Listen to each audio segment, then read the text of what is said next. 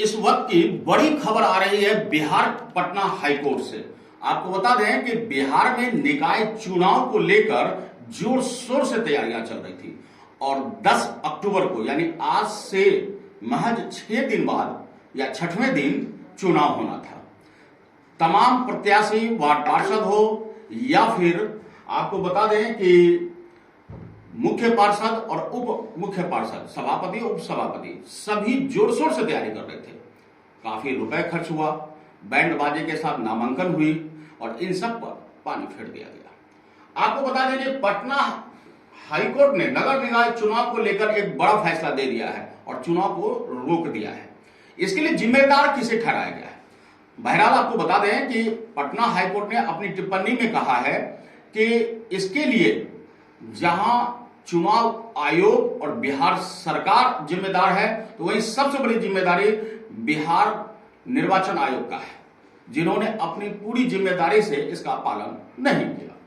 अब आपको बता दें कि पटना हाईकोर्ट के चीफ जस्टिस संजय करोल और एस कुमार की बेंच ने अपना जो फैसला दिया उसमें सुप्रीम कोर्ट के पूर्व के दिए गए आदेश का बिहार सरकार द्वारा पालन न करना, चुनाव में पिछड़े वर्ग के आरक्षण को लेकर पिछड़े वर्ग के आरक्षण पर सुप्रीम कोर्ट के फैसले का सही रूप से पालन नहीं हुआ, इसे आधार बनाकर अंततः यह चुनाव टाल दिया गया यानी रोक दिया गया है और 10 अक्टूबर का होने वाला चुनाव फिलहाल अब टल गया है।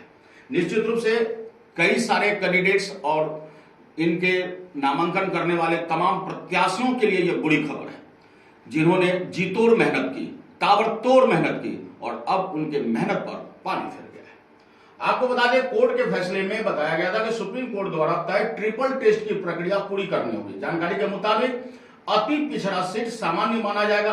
कोर्ट ने राज्य निर्वाचन आयोग के फैसले पर नाराजगी जताया। राज्य निर्वाचन आयोग ने नियमों का पालन नहीं किया। ये तमाम बातें अपने फैसले में उन्होंने बताया है।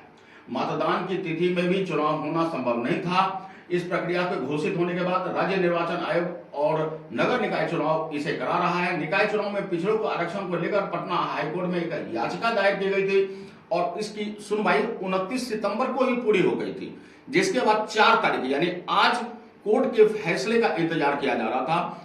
तय था कि 4 तारीख को कोर्ट अपना फैसला देगी। आपको बता दें, सुप्रीम कोर्ट में भी एक याचिका दायर हुई थी जहां यह बोला गया था कि राज्य के पास पहले से ही इस मामले को लेकर केस चल रहा है और वहां सुनवाई हो रही है, तो राज्य के हाई कोर्ट द्वारा ही इस पर उचित फैसला चुनाव से पहले लिया जाएगा।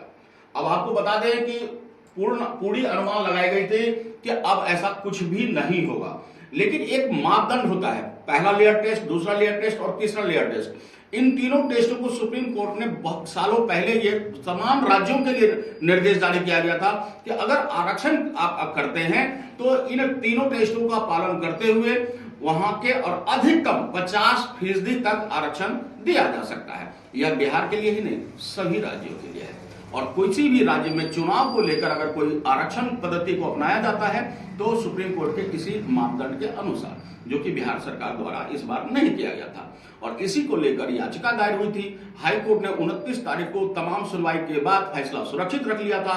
4 अक्टूबर यानी आज फैसला आना था और आज फैसला जो आया है वह निश्चित रूप से प्रत्याशियों के लिए बुरी खबर है कि तमाम चुनाव फिलहाल टाल दिए गए हैं। अब पहले मापदंड पूरे होंगे, मापदंड का पूरा खाका तैयार होने के बाद, आरक्षण की सारी तैयारी कंप्लीट हो जाने के बाद, तीनों लेयर के टेस्ट पास होने के बाद बिहार सरकार द्वारा फिर से चुनाव कराया जाना संभव होगा। तो निश्चित रूप से इस बात की यह बड़ी खबर है बिहार निकाय चुनाव को लेकर कि तमाम चुनाव की प्रक्रिया फिलहाल रोक दी गई है। अब 10 अक्टूबर को जो मतदान होना था वह नहीं होगा। तो आज के लिए इतना ही। बने रहिए हमारे साथ और देखते रहिए अनुभवी आंखें। मैं हूं आपके साथ संतोष।